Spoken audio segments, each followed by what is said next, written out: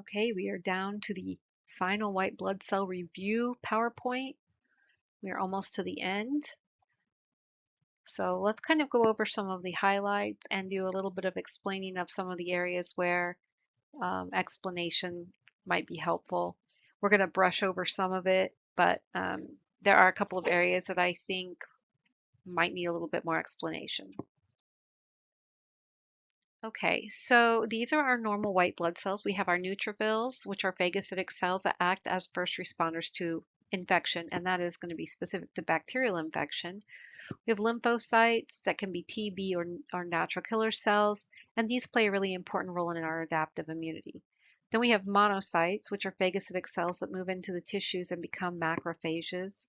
Eosinophils, 0 to 7%, play a role in inflammation, allergies, asthma, and parasitic infections. And then basophils contain histamine and contribute to the anaphylactic reactions. Now, I'd like for you to take a moment to look at the ranges here. So we've got, in terms of neutrophils, 45 to 78%, lymphocytes, 15 to 47%, and of course, those ranges vary a little bit. Monocytes from 0 to 12%, eosinophils 0 to 7, and basophils 0 to 1.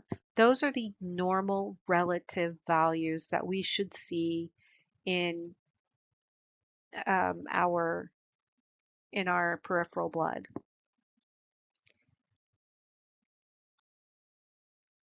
Okay, these are our stages of myelocytic development and maturation. Neutrophils, eosinophils, basophils, and monocytes all come from the same progenitor, myeloid progenitor cell. However, neutrophils, eosinophils, and basophils are all differentiated at that myelocyte stage. So we can see those secondary granules and identify what they will be maturing into. We have our myeloblasts, which is the youngest, promyelocyte, myelocyte, metamyelocyte, band, and seg. And again, the neutrophils, eosinophils, and basophils go through all of those phases equally. I'm not really going to go through and read all of these slides for you, but what I do want you to know is be able to look at these cells and identify at what phase of maturity they are at. So if you're looking for blasts, you're going to see these dark, scant blue cytoplasm with these nucleoli.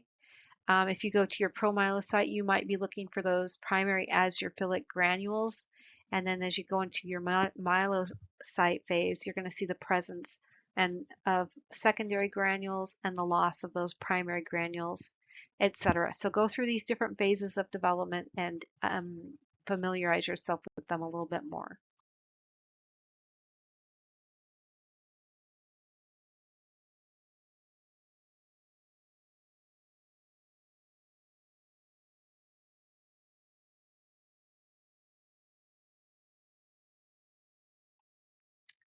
Okay, so leukemoid reactions are going to be an increase in white blood cell counts that is a response to infectious or inflammatory processes. We would call we would use a term called left shift if in our doing our differential we note an increase in bands, so greater than 14% of our 100 cells that we count are bands, and immature granulocytes in the peripheral blood. The term left shift is just referring to a shift from more mature phases of development in the peripheral blood to less mature. So if you think of our maturity as a linear process going from left to right, with left being least mature, so we might have a myeloblast on the left, and then on the far right we have a segmented neutrophil.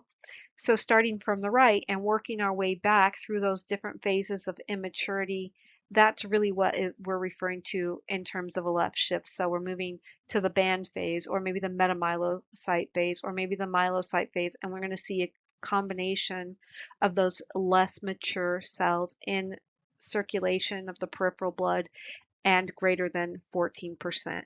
So we would use that term left shift when we find those type of numbers as we're counting. Some inclusions or cellular features that might be apparent in a leukemoid reaction.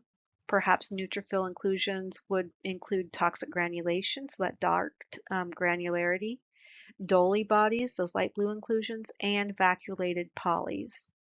You can see all of those here in these pictures. So all three of these are not diagnostically significant, but they are kind of clues to what we're seeing. So if we're seeing all three of these, we might be thinking, oh, this patient might have an infection. If we see that in addition to a left shift and an elevated white blood cell count, that's going to really kind of bring us to the point where we're going to suspect the left shift. Now, there are a couple of things that can mimic a left shift, and one of them is CML, so that chronic myelogenous or myelocytic leukemia. And of course, that is one of the reasons why we use that LAP score when we're trying to determine whether we're looking at a leukemoid reaction or a CML. Although, for the most part, CML is slower progressing, whereas in the leukemoid reaction, we might see a huge jump in white blood cell count in a short amount of time, depending on the severity of the infection. So I have a couple of examples, kind of some board-based questions that are pertinent to the white blood cell unit. The following results were obtained on a 45-year-old man complaining of fever and chills. White blood cell count is 23.0, LAP score is 200, and they did cytogenetic testing. This is negative for the Philadelphia chromosome. We know that Philadelphia chromosome is related to that CML. We know that CML has an absent or a low LAP score. We see a high percentage of SEGs, greater than 14% bands, so that means we would be in a left shift.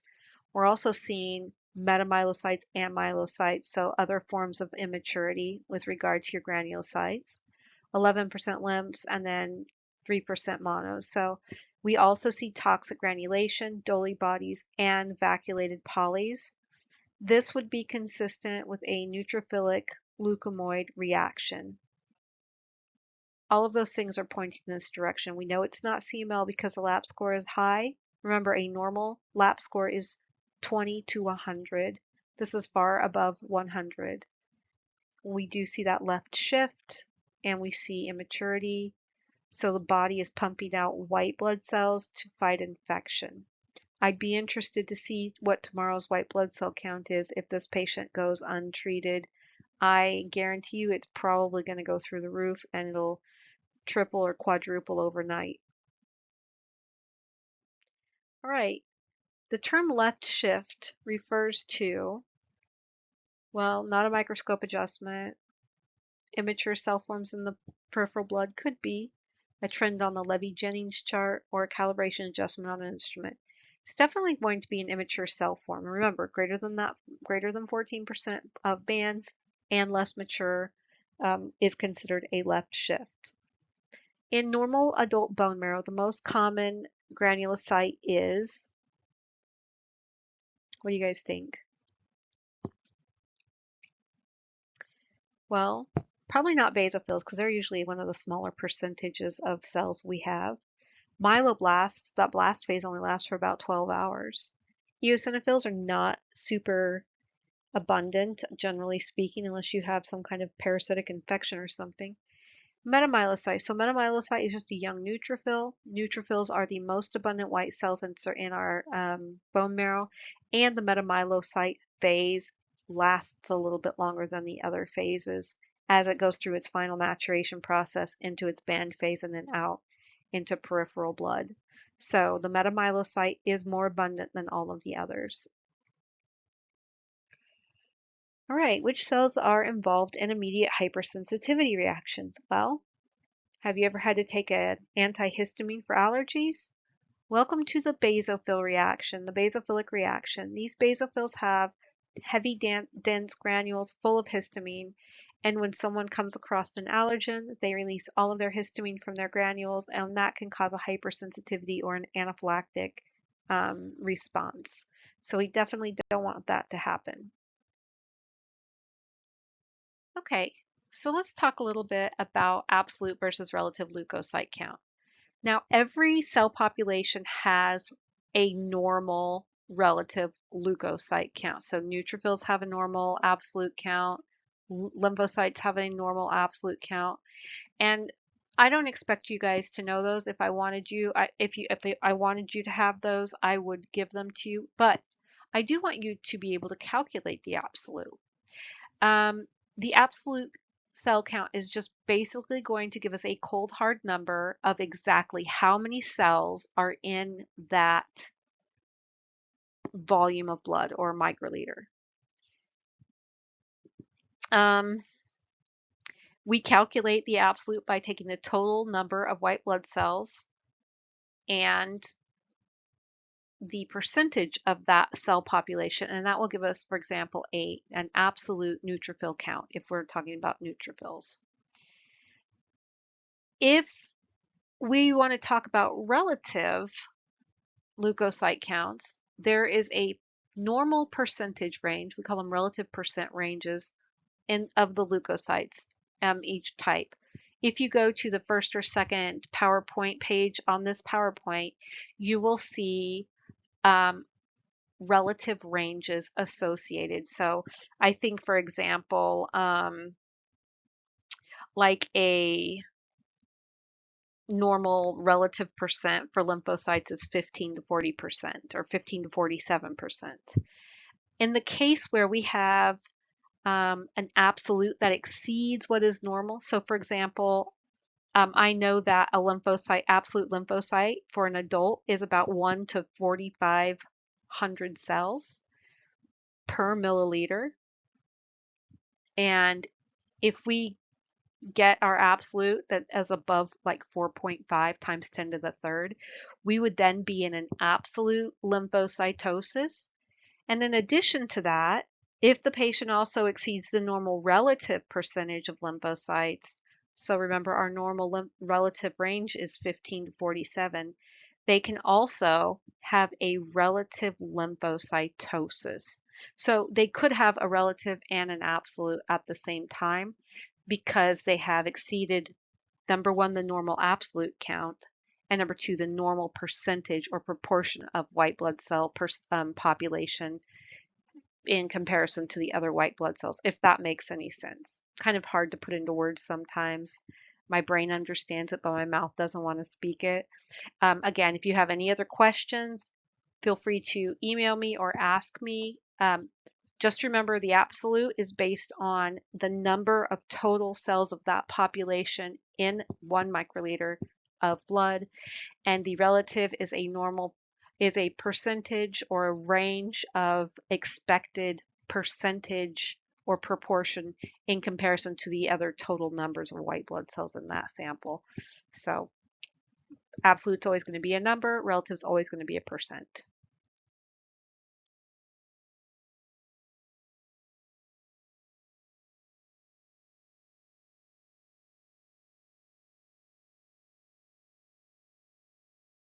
Okay, I left those last few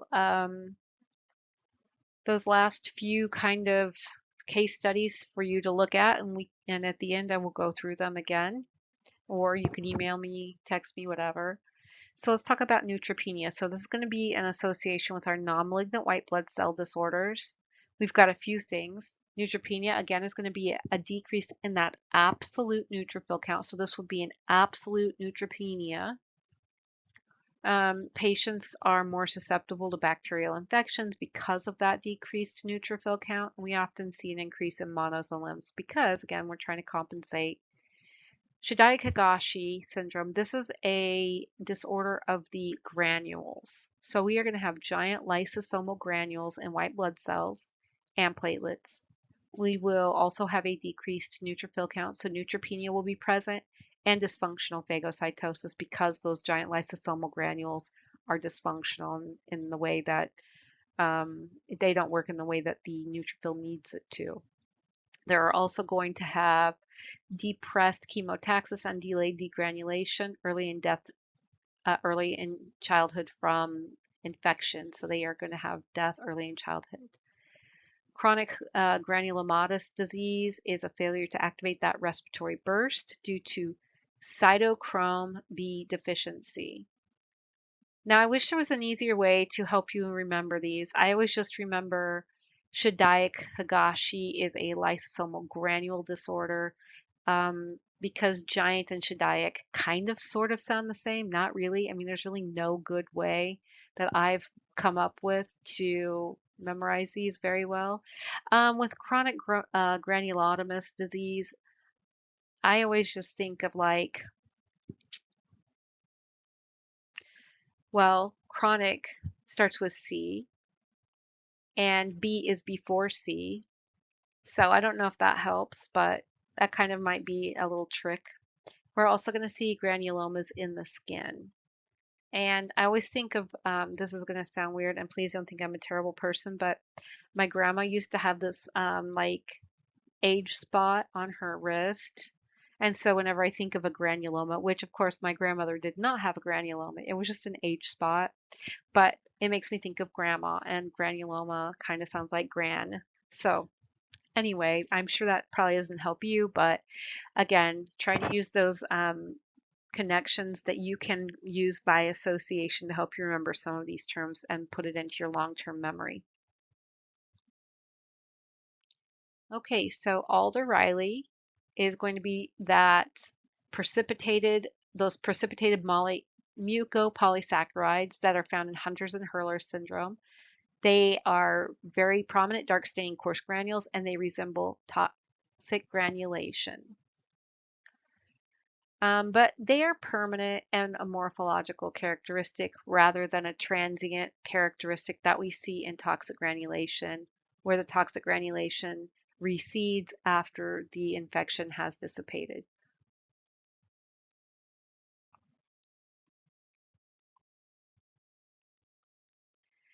One way I remember this is I kind of think of Alder Riley as sort of like an imposter, that's resembling toxic granules, and someone will be saying, and he'll say, look, I have toxic granulation, and someone says, are they really? Or Alder Riley. Laugh at me if you want. Next we have May-Heglin. May-Heglin is going to have those blue staining cytoplasmic inclusions that resemble Dolly bodies, and there is variable thrombocytopenia with giant platelets. I don't know if you guys know what May Day is. That might be, something that you're not familiar with, but we used to celebrate May Day when I was a girl. And we would always make these tissue paper flowers and take them to our little neighbors, and give them little flower baskets made with these tissue paper flowers. And whenever I see giant platelets, they kind of have like fluffy edges like a flower. And that's kind of how I associate May-Heglin with giant platelets because of May Day.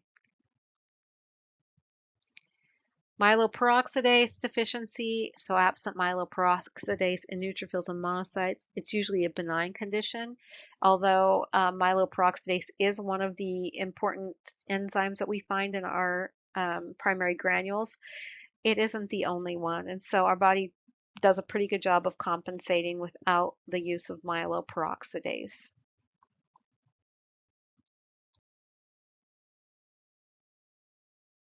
So leukocyte adhesion deficiency, or LAD, leukocyte cell surface adhesion proteins are absent, and problems with chemotaxis, phagocytosis, respiratory burst activation, and degranulation. Um, I always think of that movie, The Boy in the Plastic Bubble, hence he was a lad, and that poor kid was all alone. He didn't have anyone to hang out with, so I always think of the absence of cell surface adhesions. He didn't have any friends to hang out with, couldn't have anyone come into his bubble, so he couldn't connect with anyone. Couldn't get around very well. All of the things that that poor boy was going through, he had going on in his body at a surface or a white blood cell level. So unfortunately, these patients don't have very good prognosis, hence why this poor boy was put into a plastic bubble. If you haven't seen it, you should watch the movie. It, I believe, has, oh, what's that guy's name? John Travolta when he was a younger person. All right, moving on to Pelger-Hewitt anomaly. We are going to have two types of Pelger-Hewitt anomaly. Both of them include hyposegmented neutrophils, either bilobed or absent segmentation. They could be a true or inherited hyposegmented neutrophil condition or an acquired. That could be through myelodysplastic syndrome, a leukemia, drug influences, certain medications. We really need to identify it as a Pelger-Hewitt or a pseudo Pelger-Hewitt so that we don't accidentally mistake it for a left shift and put the patient under um, unnecessary testing if it's just a benign condition, which Pelger-Hewitt is. The neutrophils look a little funny, but they work just fine. Okay, so a couple of enzyme deficiencies that we're looking at. So Gaucher's disease is beta glucocerebrosidase deficiency. Now I always remember this because Gaucher's starts with a G and so does glucocerebrosidase. Gaucher cells in the bone marrow are histiocytes with kind of these displaced nuclei, so one or two nucleus with kind of that crumpled tissue paper cytoplasm. Niemann-Pick disease, sphingomyelinase deficiency, accumulation of lipids, cholesterols in tissues, and the lipids in those C-blue histiocytes. So this is a lipid storage disorder. I'm not sure that this is really appropriate for me to say, but the way I used to remember this one was I remember that myelin is associated with insulating neurons in the brain. And I would always just imagine somebody picking their nose and touching their brain. And that would remind me that we had sphingomyelinase deficiency because Neiman picked his nose and touched his sphingomyelinase. I mean, I know it's stupid, but if that helps you, I'm here to help. Tay-Sachs disease, hexosaminidase A deficiency, severe symptoms early in death in children, and we're going to have lots of vacuolated lymphs in the peripheral blood and foam cells, aka vacuolated histiocytes in that bone marrow. Tay sounds like A. That's how I remember that one.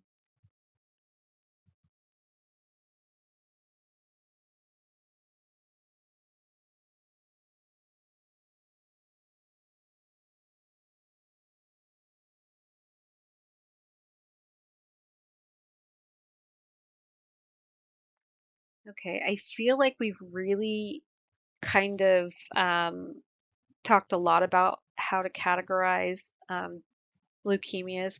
So I'm not going to discuss how to categorize them or what the difference is between AML and ALL or CML and CML and CLL.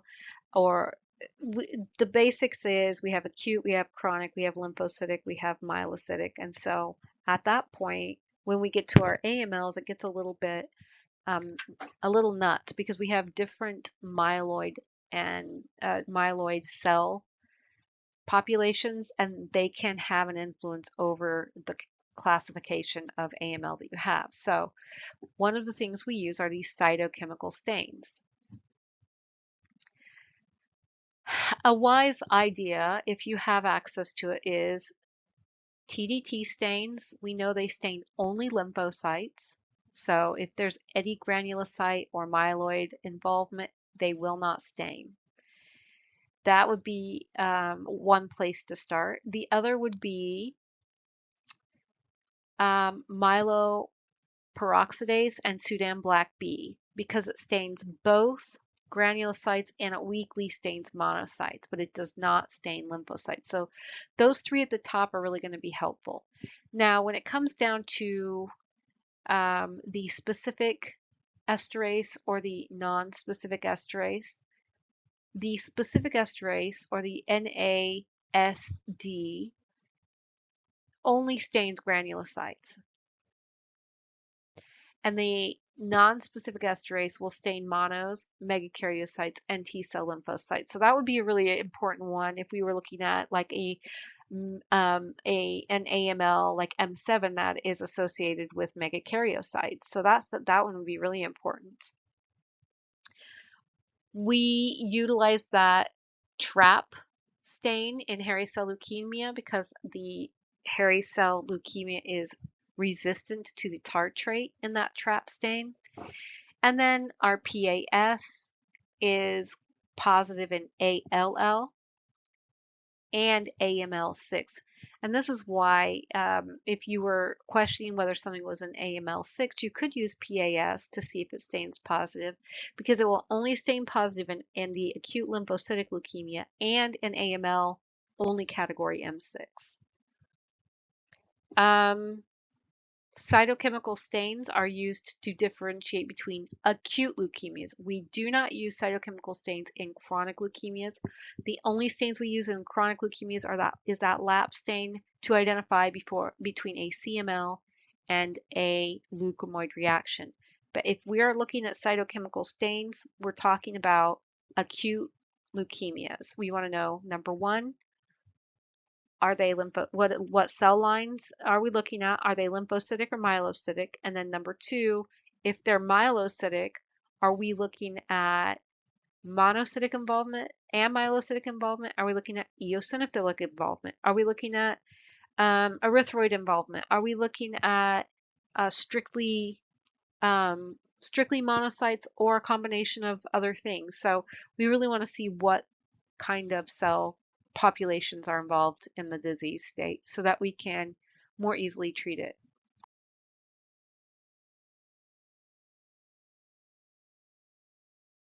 All right, so our acute leukemia, again, is going to be most common in children, will be TDT and PAS positive.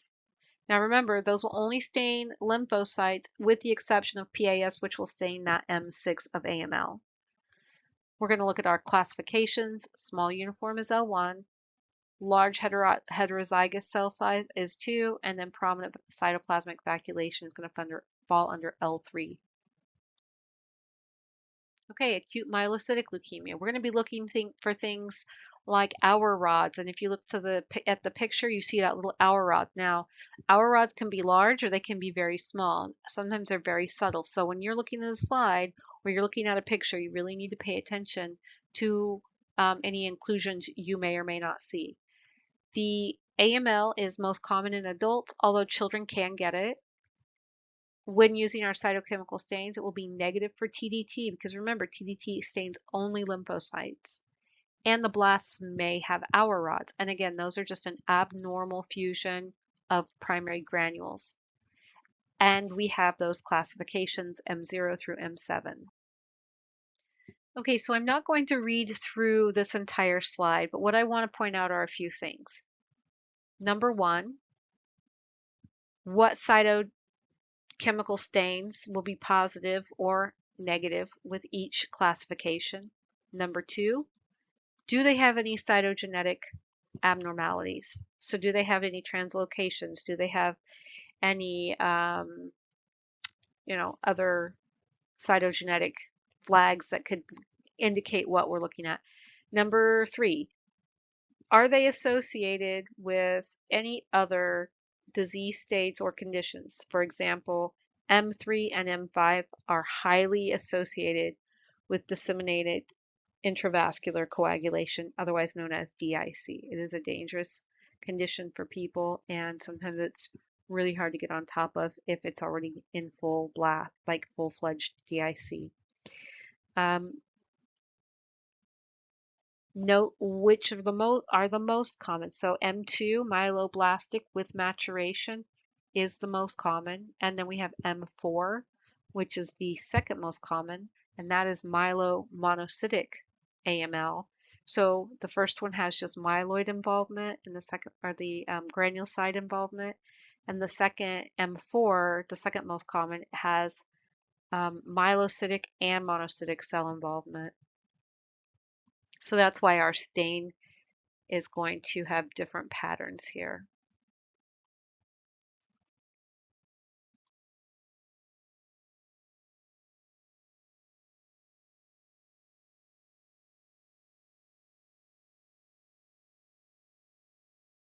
So we kind of already talked about hairy cell leukemia, CLL again. So let's move on to treatments. Our goal for treating leukemia is to achieve remission. And ultimately, what that means is we are going to see the absence of leukemic cells in the peripheral blood and the bone marrow, with all cell counts returning to normal. Common treatments include chemo, radiation, bone marrow transplants. Supportive treatments are packed red blood cells, platelets, growth stimulating bone marrow. Patients who relapse will most often relapse with the same type of leukemia. So the likelihood, if a patient does relapse, is that you're looking at the same type of leukemia they previously had. Unfortunately, prognosis is poor with relapsing leukemia because the disease becomes more resistant to the treatment because your body has already seen this, the cells have already seen this treatment, and now they have kind of become more resistant. Younger patients, especially children, do tend to have a better prognosis because they respond better to treatment. If you think about older people, sometimes they have comorbidities, diabetes, heart disease, high blood pressure, anemia, poorly functioning bone marrow just due to age, and then you add a leukemia on top of it, and this really difficult treatment process that patients have to go through, and sometimes they just don't tolerate it well. Okay, so CML, again, is that chronic myelogenous or myelocytic leukemia. It is going to be associated with that Philadelphia chromosome, that translocation 9 and 22, which forms the BCABL gene rearrangement. The LAP score is going to be low or absent, and this will help us differentiate from that leukemoid reaction. What we are going to see is a very elevated white blood cell count with a lot of immature granulocytes in the bone marrow and the peripheral blood, so a lot of metas, myelos, pros. We're going to also see an elevated ME ratio in the bone marrow, meaning a higher myeloid to erythroid ratio. Now, what I want to point out is this is technically grouped with the myeloproliferative disorder, but it crosses over into our chronic myelocytic leukemia area as well. So it kind of gets to fit in two categories. What I do want to point out, though, is when you're looking at a CML versus an AML, you're going to see immature cells for sure in the chronic myelocytic leukemia, but they're going to be in various phases of development.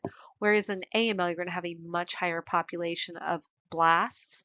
The CML, you won't see so many blasts. You might see one or two, but you're going to see a lot of different phases of those immature granulocytes. So you're going to see a lot of bands and metas and myelos and pros and maybe a blast or two, but overall not. You'll probably just see lots and lots of immature granulocytes in circulation. And you will see some that are mature as well.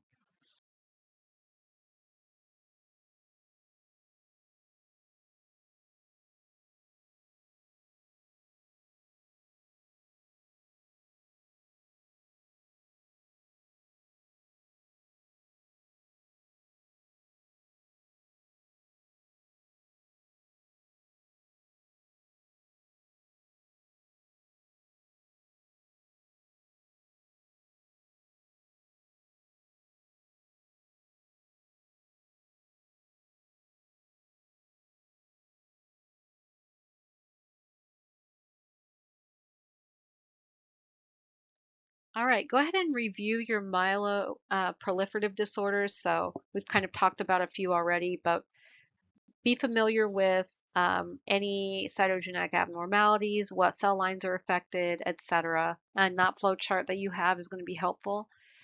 I do want to point out a little something about myelodysplastic syndromes. Number one, it is the most likely disorder to transform into that acute leukemia. We used to call it pre-leukemia. Um, it is very similar to myeloproliferative disorders in the sense that it has hypercellular bone marrow, but it is different from myeloproliferative disorders in that we are seeing cytopenic peripheral blood in all cell lines due to increased apoptosis. And that is because there is a problem with there's an ineffective process of hematopoiesis causing abnormalities in the cells that are produced. So hypercellular bone marrow, but cytopenic in the peripheral blood, whereas we have an elevated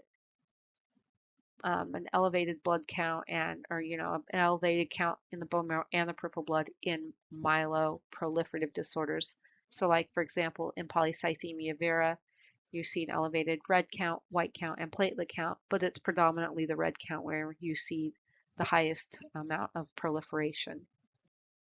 Okay, so familiarize yourself with some of the myelodysplastic characteristics. If you think about back to our megaloblastic anemia, this is not megaloblastic anemia, but it can resemble megaloblastic anemia. The only difference is this is not due to a B12 folate. If we were to test B12 folate, our red blood cells would be still macrocytic. They may still have high Howell-Jolly bodies. We might still see nucleated red blood cells, but our B12 folate would be completely normal. We're also going to still see that nuclear to cytoplasmic asynchrony and possibly ringed sideroblasts in the bone marrow.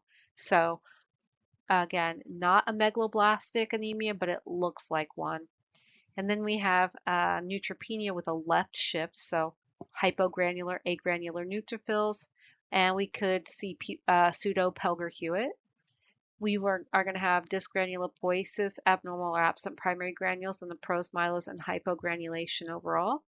And then for our platelets, we're going to have hypogranular platelets, abnormal platelet adhesion and aggregation patterns, maybe variable thrombocytopenia. Now you might be saying, what the heck are abnormal platelet adhesion and aggregation? Well, we're going to talk more extensively about that in coag, but ultimately it's where your platelets either don't get the message that they need to go to the site of injury or they can't get to the site of injury. Or the triggers and cues that they're getting in terms of agonists just aren't efficient because there's something wrong with the platelets. Dysmegakaryopoiesis is a decreased or normal or absent in number, microkaryocytes, megakaryocytes, and an abnormal nuclear formation. So you might have granules that are absent or large and abnormal. Okay, I'm not going to make you, fuss too much over the World Health Organization today, but I do want you to know the FAB-MDS classifications and then integrate those World Health Organization categories that are newer. So familiarize yourself with these, okay? I feel like we just talked about multiple myeloma. Again, we're going to have that proliferation of plasma cells, which produce those useless immunoglobulins. Unfortunately, infection is the most common cause of death for multiple myeloma patients, and those excess light chains, kappa or lambda, cause red blood cells to stick together and form rouleau, which then also elevates the SED rate. Those malignant plasma cells secrete that osteoclast activating factor, which makes osteoclasts break down our bone. And then the interleukin 6 from the plasma cells themselves inhibit osteoblasts from forming new bone. And that results in those lytic bone lesions. So again, we just talked about multiple myeloma, so I'm not going to go too in depth here, but these are the other tests that we want to know in terms of what we associate with multiple myeloma. We are going to have chemistry testing that's important to know, including immunofixation, electrophoresis, renal panel, etc. Babs-the-Crab, really remember Babs-the-Crab. Hematology, we kind of already talked about that, but go through and familiarize yourself. And then these miscellaneous tests. The Bence-Jones protein is going to be a hallmark of multiple myeloma. It has very specific properties when it comes to precipitation. So again, it precipitates out at 56 degrees Celsius. As we boil it, it dissolves, and then within cooling, it precipitates out again. Most proteins denature in that heating process. Bence-Jones proteins do not. We are going to see those bone lesions again, and we can also send out a quantitative test for those free light chains. Okay, quick reminder, elevated calcium, renal failure or rouleau, anemia, bone lesions, and back pain. Thanks, Babs. Okay, infectious mononucleosis. So this particular illness is caused by the Epstein-Barr virus. It attacks B lymphocytes and in rare cases can lead to a more severe disease called Burkitt's lymphoma. Usually we see infectious mononucleosis in a younger demographic, although anyone of any age can catch mononucleosis. 14 to 24-year-olds is kind of our prime age group, and that is sometimes called the kissing disease. Absolute lymphocytosis is going to be present, so it's going to be an elevated, so a higher, like solid number of lymphocytes in a per microliter of blood is going to be there with a greater than 10% atypical lymphocyte. So we're going to be looking at these atypical or reactive lymphocytes. They're reaching for something. We are going to have a positive monospot test, which is detecting that heterophile antibody. And we can send out a PCR test for Epstein-Barr virus if the doctor would like confirmation. Okay, I'm not going to go through too much of this one. I do want to point out, though, a good way to remember some of the testing that we do. So lymphocytosis of other causes, probably the most common one would be cytomegalovirus or CMV. Again, usually it's asymptomatic, but can be fatal in those immunocompromised individuals. And then CMV by PCR is the gold standard for diagnosis. We are also going to have a negative heterophile antibody, so it would be positive with mononucleosis and negative with CMV. In micro, we might do IgM or IgG testing. So IgM is going to test to see if you have an acute active CMV infection. And IgG is going to test for one that you've had previously that's not, from the past. So you've developed antibodies in the past. Now, this can be tricky, but this really goes across the board for all acute versus past infections. M is next to N in the alphabet. And if you are looking for IgM, it's because you have the disease now. If you're looking for IgG, it happened a long time ago. So IgG is from the past, IgM is happening now.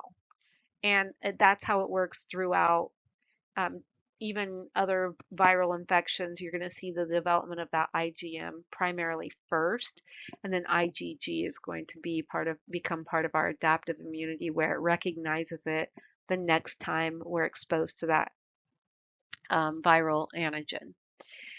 Bacterial infections, pertussis and whooping cough, although for the most part, neutrophils are a part of bacterial infections, not lymphocytes, but in this case, syphilis is also one that we see high lymphocytic involvement. So just remember, it is primarily neutrophils that fight bacterial infections, but not always. And then, of course, we've got our malignant disorders. So we want to take note of those. All right, so this is also known as the Ann Arbor staging of Hodgkin's lymphoma.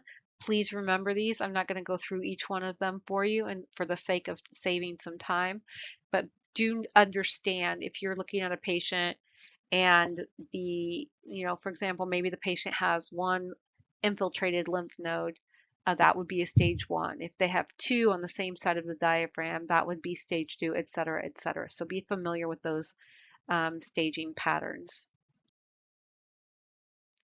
Okay, Hodgkin's lymphoma. Know that the hallmark cell for Hodgkin's lymphoma is the Reed-Sternberg cell. We cannot call it Hodgkin's lymphoma if there is no presence of Reed-Sternberg or variant Reed-Sternberg cells. So there are 4 different types. And for example, if you see popcorn cell, know that that is a Reed-Sternberg variant. It is still considered a Reed-Sternberg cell. It just looks different. So we're going to see different cellularities throughout these different types. And the nodular sclerosing, of course, is the most common type. The tissue appears birefringent, and then you have those lacunar cells with that fibrotic membrane kind of around them to make them look nodular.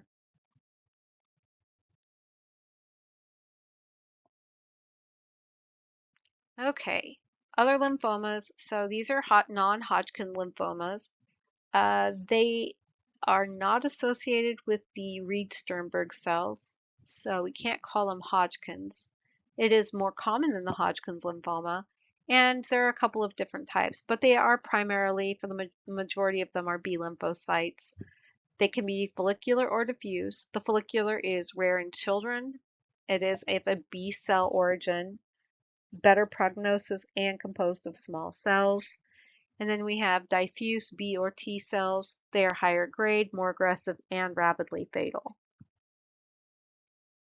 So another type of lymphoma that we have is that starry sky pattern, or otherwise known as Burkitt's lymphoma. These are also B cells, and they have a high association with that Epstein-Barr virus. Yes, the same Epstein-Barr virus that causes infectious mononucleosis. A third type is mycosis fungoides or Sézary syndrome. Now, these, if you remember, we looked at some of the slides and we saw those little cells that had a cleft. Some people will call those butt cells. I think it's kind of, funny or whatever that they're called butt cells. But sometimes I feel a little bit inappropriate calling them that. And so I just call them tushy cells. So if you think about the tushy, it has skin on it. It starts with a T and it has those tushy cells. Remember, those T cells or that T cell lymphoma or mycosis fungoides Sézary syndrome is going to settle in the skin and then move its way to infiltrate the lymph nodes. So I don't know if that helps you remember the cell populations, but it worked for me when I was a student.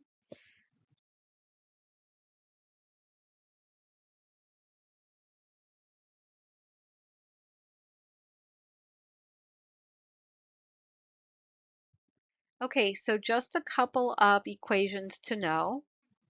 Number one, your corrected white blood cell. So it is white blood cells times 100 divided by nucleated red blood cells plus 100. Now, normally our Sysmex corrects for nucleated red blood cells because occasionally our cell counters can count them as white blood cells by accident. But if our linearity, our Sysmex linearity is exceeded with the nucleated red blood cells, we do have to go in, do a manual count, and then correct the white blood cell count with this formula. We are also going to need to know how to calculate a lab score. We're going to multiply the grades by how many cells were counted of that grade and then sum the total. That will give us our lab score. Remember, a normal lab score is 20 to 100, and anything above 200 is high. Nope, sorry, 20 to 100. 20 to 100. And then anything above 100 is high, anything below 20 is low.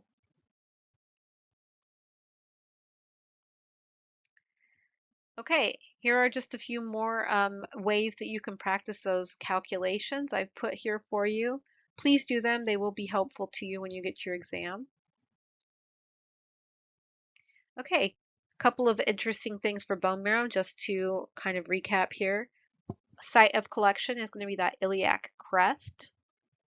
And we have a couple of different things we're looking for. We're going to be looking for cellularity, and we're going to be looking for cellular differential and morphology.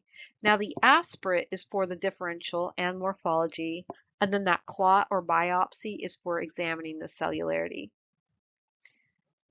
We're going to be looking in terms of the cellularity, we're going to be looking at how much red marrow we have, how much yellow marrow we have.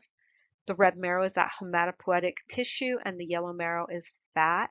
And of course, we know that that changes with age. We typically get more fat marrow as we get older and less hematopoietic red marrow. A normal myeloid to erythroid ratio is approximately 2.5 to 1 to 3.5 to 1. I usually just say 3 to 1. And we use that by calculating it, adding the total of blasts, promyelocytes, myelocytes, metas, bands, and segs. That's going to be our myeloid group. Again, we're not going to include lymphocytes in this group because they are not myeloid. Some students make that mistake. And then we are going to add our rubroblasts, prorubes, metarubes, and rubricites, which are going to determine our erythroid portion of the ratio. And then again, you're just going to take your myeloid, divide it by your erythroid, and that's going to give you your ratio. Okay, take your time, read your questions carefully when you get to your exam, If you need clarification, feel free to email me or text me or whatever you need. Here are a couple of resources that you can use as study tools.